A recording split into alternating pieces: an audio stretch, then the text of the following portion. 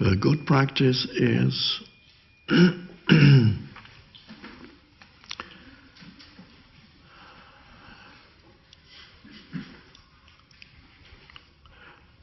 not always to feel you have to fill up the present moment with something, but actually enjoy a present moment that is not filled up with anything. By filling up, I mean external activity or internal activity.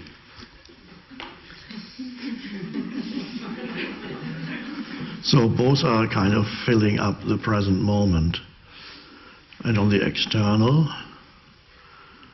as we mentioned before, of course you have all the devices that humans have invented to help you fill up the present moment, to make it easier not to have any space whatsoever. So whether it's your television or radio or cell phone or text messages or emails or Facebook or Twitter or the old-fashioned magazine that you consume, weekly magazine, gossip, or maybe a little bit more elevated.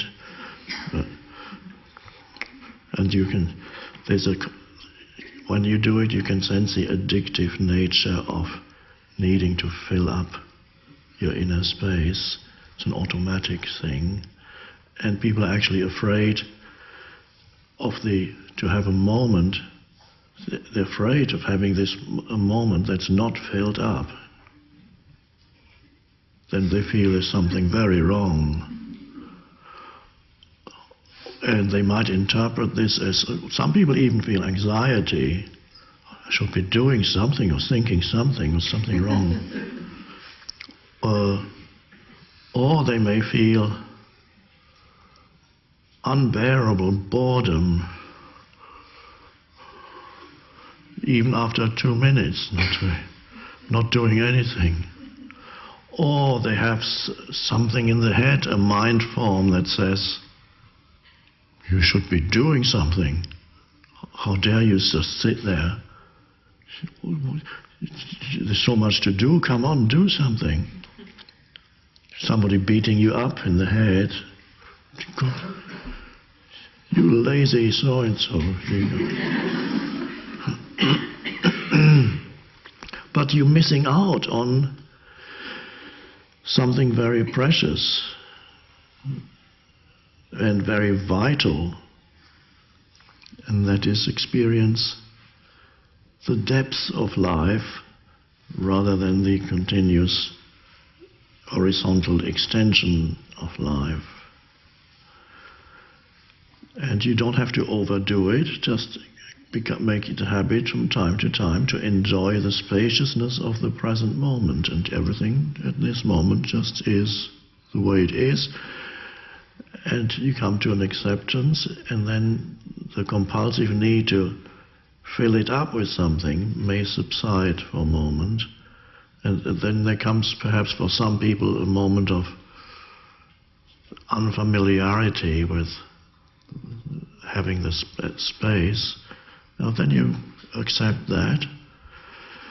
Then it's actually, quite pleasant. This moment, occasional thoughts may come in, but they're no longer occupying your entire space. And then this is the first step of appreciating what's around you, which is a manifestation of life also. And if you're in the mind, you would call it uninteresting, everyday things are happening around me. But if you don't interpret, you might see that there's a certain aliveness and beauty in everything. So the appreciation can only come there. Thankfulness is a term often used in spirituality, in New Age especially, and of course it's important. But the real thankfulness isn't through words, although a word can point you to it. You could say, thank you for this moment. And don't wait for some spectacular moment, because there are not that many that come when you say finally, thank you for this moment. Some people think something spectacular has to come along. You have to stand on the mountaintop. Oh, I've made it. Thank you for this moment. But it doesn't last that. You can't stay on the top for too long. You have to come down, and then you have to look for another one.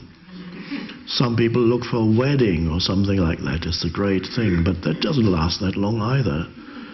Preparations can go on for months and months, and it's all exciting. You're building up towards it, and finally it happens, and if you're lucky it doesn't get spoiled by something, by relatives getting drunk or pouring with rain or whatever could happen. But then it's over. And then ordinary life starts with one ordinary moment after another. And if you then become dissatisfied because you can't appreciate the ordinary moment, and why can't you appreciate the ordinary moment? Because you're not going deep enough into it. You're not allowing yourself to settle into it.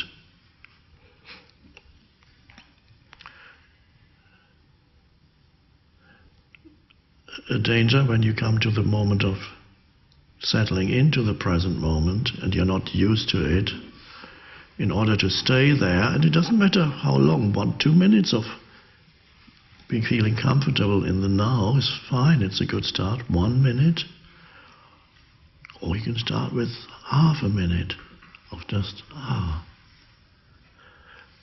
If your mind comes in and says something, it's not necessarily true. It says, you can't afford to just sit here and do nothing.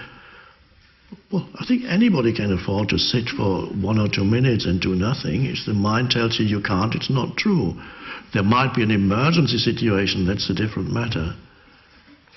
But I often tell people, when you get into your car, why immediately go into automatic mode? But use the opportunity when you shut the door to have 30 seconds or so. And you don't have to count the seconds, because then you're filling up the present moment again. 30 seconds or so of just spacious being. And you look out of the window, whatever you see there, feel yourself breathing, and for a moment you break the momentum of the mind that otherwise pulls you along. So you shut the door and there you go, 30 seconds. Unless there's a real emergency, 30 seconds don't really make much difference. Although if you believe the mind, you will believe that you can't afford 30 seconds. It's too much to do. One danger is that if you're sitting at home or outside on a bench or wherever, or in a cafe, and instead of, or nowadays of course, if you've been to cafes like Starbucks and similar places, almost everybody is engaged with their device. They're all, and even friends sitting together, then in many cases they're not talking to each other, they're talking to somebody else. And so every moment gets filled up again. But it could be a moment of enjoying your coffee or tea. And enjoying your coffee or tea means a moment of settling into the now. If you do it at home, then don't overdo it. Because if you overdo it, you might fall asleep. And don't actually do it. So if you feel that you are doing the now, you are doing, then giving yourself another task to do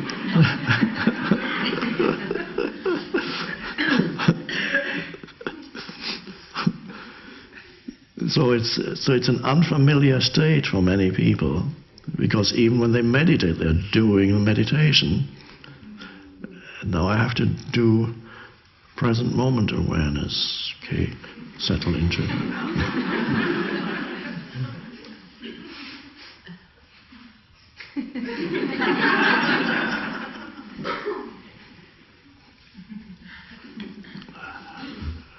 Okay, that's enough.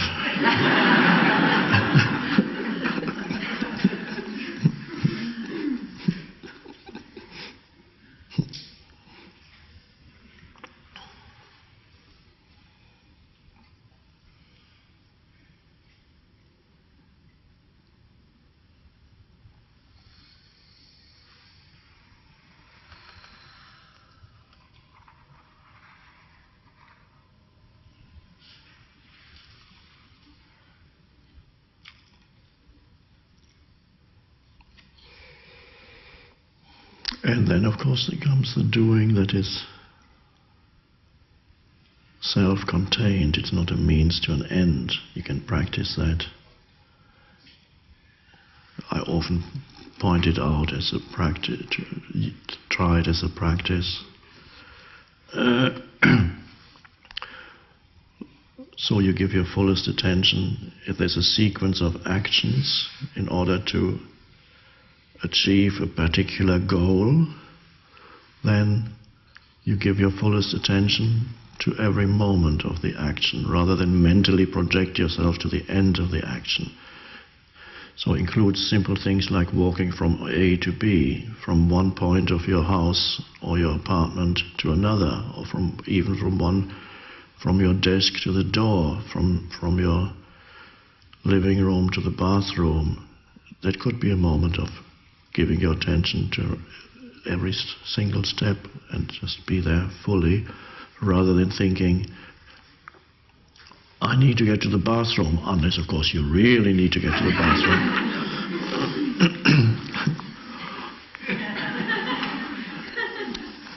But many people live, whatever they do, there is that behind it, there is that sense of urgency, as if they needed to get to the bathroom in whatever they do. I need to get there. I need to be there already. And that creates stress. As I said somewhere, I wrote somewhere perhaps, you can hurry even without stress. Stress doesn't mean you will always become, to be free of stress doesn't mean always you now become very slow. It does not mean that. Some things you may do slowly, but sometimes you may act fast, and if you're present in the doing, then actually there's no stress. You enjoy the high energy, the intense energy of that present moment. It's wonderful. Sometimes you listen to sports people who, after they've played the match or whatever they've done, and some of them say, I enjoyed it enormously. And so they were totally present.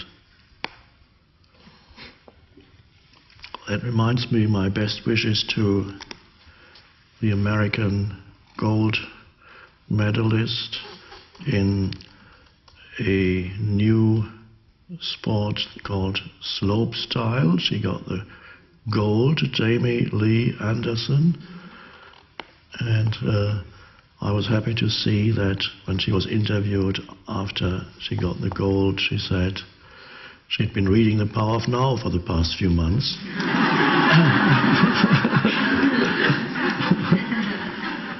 Because she really needed to focus on the present moment rather than focus on some outcome that she wanted.